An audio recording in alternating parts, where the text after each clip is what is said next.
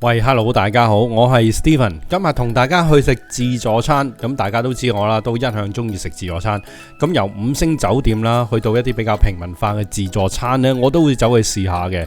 咁近排呢，我都發現好多酒店自助餐呢做緊一個呢幾震撼嘅優惠啊。咁之前呢都介紹咗唔少噶啦，所以而家呢，如果喺香港揾食呢，都應該有唔少嘅優惠同埋着數可以揾到嘅。得個平字呢係唔夠嘅，最緊要呢睇下佢個質素呢要夠平均同埋對得住個價錢，咁先至叫抵食噶嘛。嗱，正所謂咧，平有平食，貴有貴食。今日又試下一間咧比較親民啲、比較平價啲嘅自助餐，又睇下會唔會發掘到好嘢。今日咧嚟到將軍澳啊，就係皇冠假日酒店 Crowne Plaza 啦。主要咧就係食佢個晚市自助餐啊。咁呢間餐廳咧就位於酒店嘅1樓，餐廳咧就叫做上廚。咁呢一度呢，我就冇嚟過嘅，不過呢，我就見網上面呢都好多朋友呢評論呢個自助餐，話佢質素呢就唔係咁穩定啦，同埋呢食物補充嘅速度呢都有啲慢。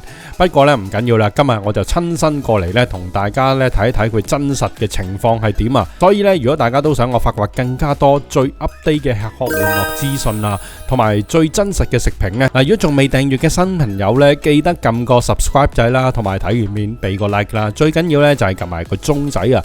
你做齊晒呢3樣呢，已經係我最大嘅鼓勵啦，同埋幫忙噶啦。好，嚟到呢，最緊要睇下佢嘅價錢先。咁餐廳呢，就用生蠔、松葉蟹同埋鴨肝做主打嘅。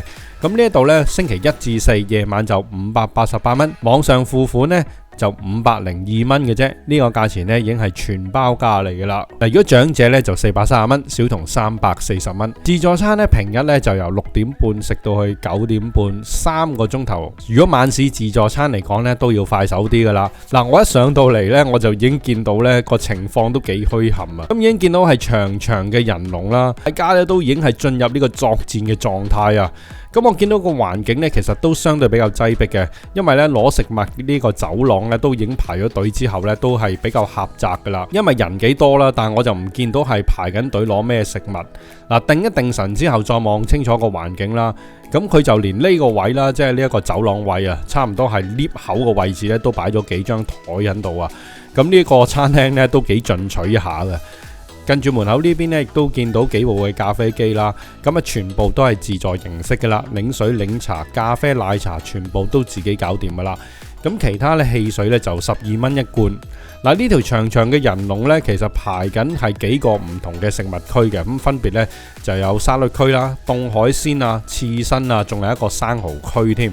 咁所以如果你係揾沙律啊，或者係夾啲前菜呢，都唔係幾方便，因為要喺條隊即係中間插入去攞食物嘅。咁同埋呢，個個都喺度排緊隊啦。咁呢一個食物區又唔係咁大，咁所以呢度呢，都有少少混亂嘅。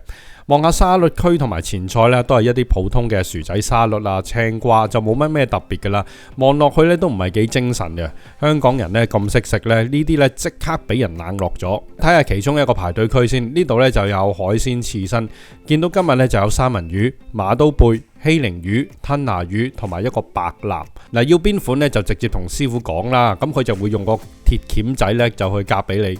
呢度嘅刺身呢，我估計啦嚇，目測呢，見到佢應該係已經係包裝切割好呢，就成 lot 咁樣交俾酒店噶啦，就並唔係酒店呢，就自己買一個原條嘅翻嚟慢慢處理同埋切咁樣。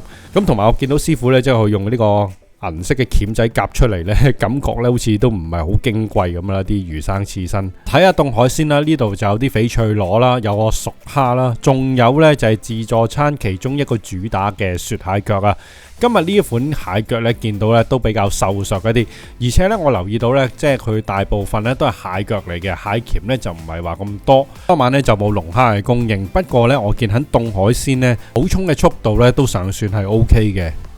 再褪過少少呢，就會見到自助餐另外一個主打就係呢個即開生蠔啦。咁佢有個牌仔呢，就寫明每人每次限攞2隻嘅。個牌仔呢，亦都冇寫過當晚呢係乜嘢嘅生蠔。我都直接向經理呢，即係求證一下，當晚供應嘅呢，就係一隻紐西蘭嘅生蠔嚟嘅。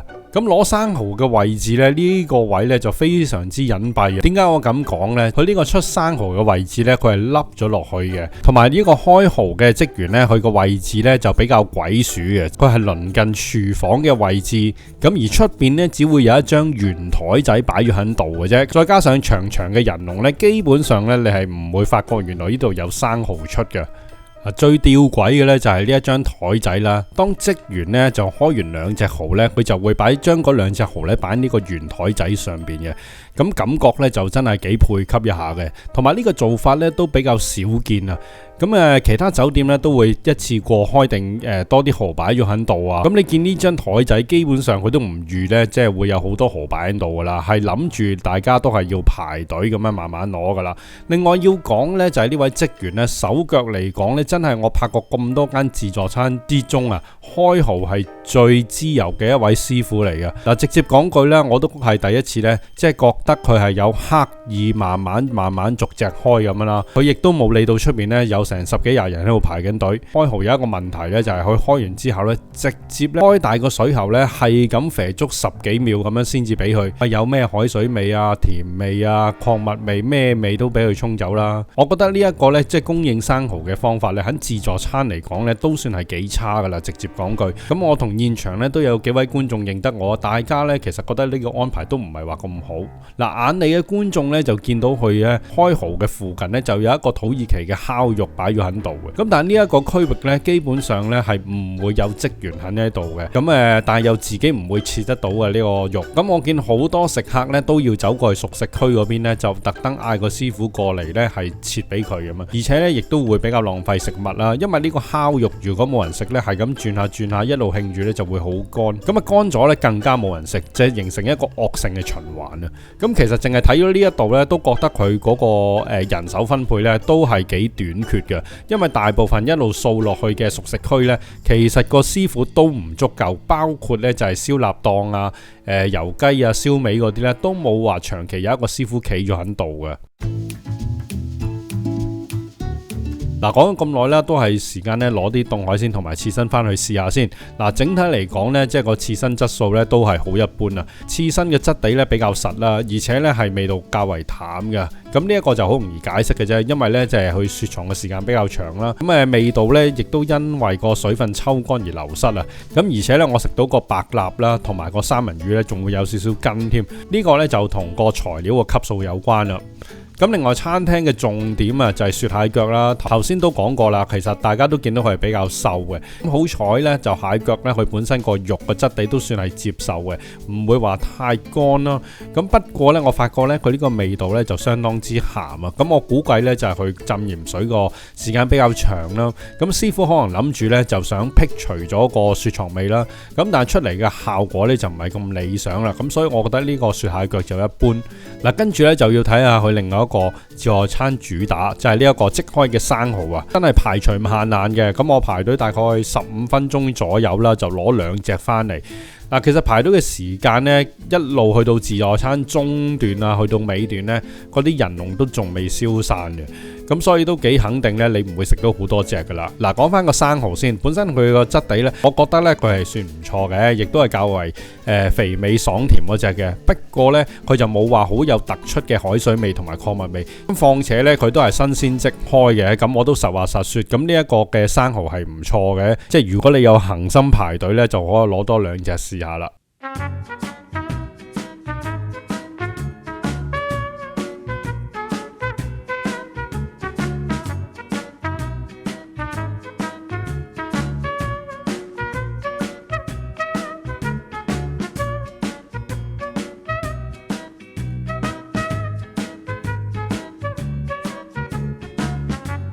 熟食區方面啦，頭先拍到嗰幾款之外呢，仲有幾樣嘢呢都覺得值得留意一下嘅。清蒸比目魚啊，咁如果大家有睇即係之前千禧新世界酒店咧，都知道我好中意食呢一款魚啦。咁見到佢呢都係相當之靚仔啊。咁清蒸比目魚啦，肉質係相當之嫩滑有質感，而且呢咁佢個骨呢係比較少啦，咁所以我都幾中意食嘅。咁今日見到呢一個呢都做得唔錯嘅，而且個視豉油啦，唔會話太鹹啦，真正食到魚嘅鮮味。咁我可以講呢，即係成個自助餐最好食就係呢一款嘅啦。咁但係呢，真係手快有手慢冇啊！呢一個呢，出咗2-3轉之後呢，就已經係唔見佢再出場啦。換咗一款呢，就係應該比較廉價啲嘅鯰魚啊。嗱，佢呢一款魚呢，個肉質啊，同埋嗰個鮮甜度啊，當然啦，同比目魚啊爭好遠。嗱，另外一款呢，突然出現嘅呢，就係沙參栗子燉雞。呢個湯呢，一開始呢，你唔會見到佢嘅，大概喺7點後啦。咁我啱啱咧只係俾我捕捉到佢出嚟嗰刻，咁啊師傅咧即刻擰翻轉個牌話，呢度有一款燉湯咁樣。咁所以咧其實呢啲咧都係要捕捉下個時間啦，大家就要留意下啦。咁呢一個燉湯嚟講，嗰個材料啦都相當係足料嘅，而且味道清甜，算幾好飲嘅。比較穩定啲嘅咧就係見到由頭帶到落尾就係呢個燒烤區有牛肉啦，同埋呢個豬腩肉，由開場咧頂到去散場噶啦，所以個出鏡率咧就最高，亦都係唔使排隊嘅。咁今晚呢，我哋就有紐西蘭嘅肉眼扒啦。嗱，雖然呢個牛肉呢個肉香味唔會話太濃啊，咁但起碼呢都算係粉嫩啦，而且有輕微嘅肉汁啦。咁呢個嚟講呢，算係不過不失啦。我哋再睇下鐵板區，6點半一開始嗰陣時呢，佢係冇任何嘅食物供應嘅，呢度係冇嘢嘅。咁大概7點半呢，咁啊先至正式開工。咁呢度呢，就有一個煎鴨肝嘅。咁啊作為自助餐3大主角之一咧，即係果然係大牌啲啊！等你哋咧期待一下佢嘅出場。嗱，再望一望啊，點解個鴨肝呢？即係好似喺水塘度游緊水嘅咧？咁望真啲咧，原來佢個底咧全部咧都有幾寸嘅油喺度浸住啲鴨肝啊！咁嘅做法咧，其實就唔係好似鐵板燒啦。咁啊清楚啲，應該叫做油封鴨肝會比較好啲。嗱，所有嘅鴨肝啦，當然啦，除咗佢本身個油分之外咧，就慢慢一路吸收緊咧所有其他嘅油脂啊，所以咧整個賣相都唔係幾開胃。咁不過咧，我都要攞翻2件去試下嘅。嗱，鴨肝呢個咧就幾大件，不過入口咧個甘香味又唔係想象中咁重，而且呢個質地比較粗鞋啊。嗱，去到自助餐嘅中段啦，咁可能咧我都被安排到去角落頭位個位置啦。咁所以其實職員咧就好難行到過嚟呢一邊去收碟嘅，絕對可以玩層層碟嘅。嗱，另外再試下其他嘅熟食啦，羊腩啊、羊架啊，幾款呢啲咧個調教味道咧都係比較重手啲，而且個醬汁係比較多，所以食完呢感覺都幾肥膩嘅。咁反而呢，就食塊蝦片係幾好食喎，即係佢比較爽脆啦，同埋幾厚喎。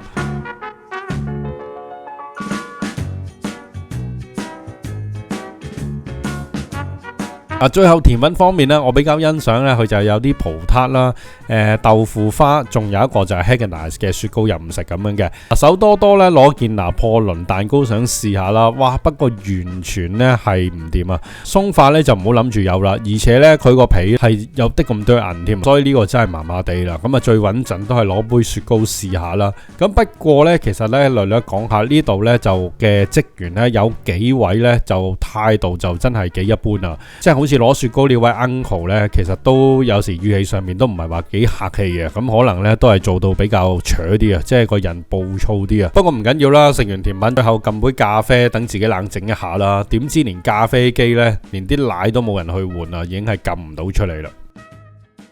好啦，今次嘅自助餐嘅體驗呢，真係確實係一般啊。老實講，亦都係今年以嚟啊，自己食過最差嘅一個自助餐。食物質素就好一般啦，服務呢嚟講，有啲員工呢可能都需要真係改善一下。環境亦都相當之擠迫嘅。咁如果以500幾蚊嚟講呢，我直頭覺得佢貴添啦。嗱，好似上一次我介紹尖東嘅千禧新世界酒店啦，咁都係541蚊全包噶啦。咁但係質素呢就好好多。嗱，手鬆啲嘅，我寧願咧即係加多幾百蚊食豪啲嘅，去頂級5星食啦。嗱，出嚟食飯真係有時咧，即係價錢當然重要，但你要食得開心咧更加緊要啊。所以咧唔係酒店咧就一定好嘅，所以每餐飯咧我都真係真心同大家去試下，睇下佢所有各方面嘅質素啊，然後真心咧同大家講邊啲係真係抵食嘅。所以嚟緊咧我都會繼續發掘一啲咧比較高質抵食嘅餐廳同埋好去處俾大家。支持我嘅記得撳個訂閱掣啦，睇完片俾個 like 同埋撳埋個鐘仔去啦。希望大家都支持我真實食評。今日嚟到呢度，我哋下條片再見，係咁先，拜拜。